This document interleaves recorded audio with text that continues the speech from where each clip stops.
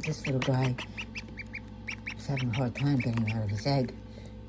And someone told me to put a warm wet paper towel around it so it would soften the shell. And sure enough, I came home from being out all night, and this little guy popped out. I think he's a boy. Oh my goodness, so determined. There he is.